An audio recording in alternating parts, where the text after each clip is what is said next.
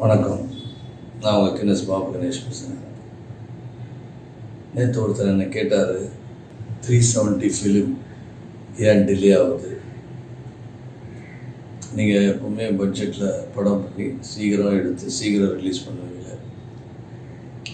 ஆமாம், அது சரியான ஒரு நல்ல கேள்வி. இந்த கேள்வி நிறைய பேர், நம்ம நண்பர்கள், ரசிகர்கள், இந்த படத்தை எதிர்பார்த்துட்டு இருக்கிற டெக்னீஷியன்ஸ் எல்லாருக்கும் என்னென்னா, படம் ஷூட்டிங்கை குறுகிய காலத்தில் முடிச்சிட்டோம். அதுக்கு எல்லா ஆர்டிஸ்ட்டும் டெக்னீஷியனும் கோஆப்ரேட் பண்ணாங்க. அவங்களுக்கு நன்றி.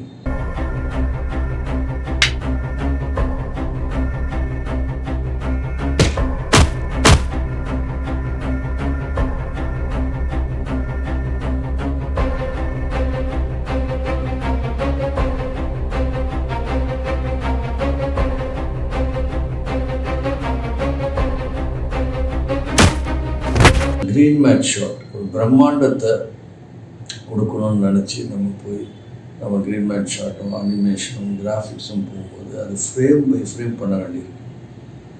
அது ரொம்ப பட்ஜெட்டு ரொம்ப ஜாஸ்தி ஆகிட்டே போகுது.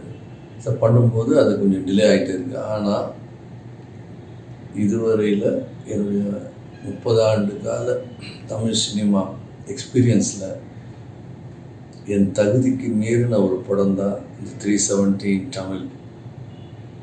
ನಾನು ಭಾರತೀಯ ಇನ್ ಕನ್ನಡ, నేను ఒక భారతీయుడు Telugu, national operation battalions NOB in Hindi.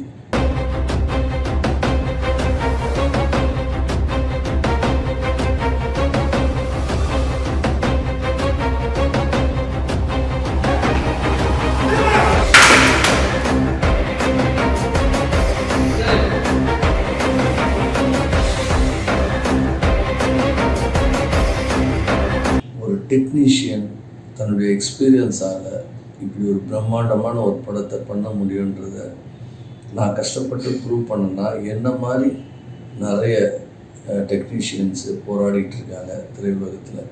அவங்களுக்கெல்லாம் இந்த படம் ஒரு பாடமாக அமையும், ஒரு யூஸ்ஃபுல்லாக இருக்கும். இந்த மேக்கிங்கை பார்த்தாலே உங்களுக்கு நிறைய விஷயங்கள் உங்களுக்கு ஐடியா வரும். வந்தே மாதரம். ஜெய் ஹிந்த்.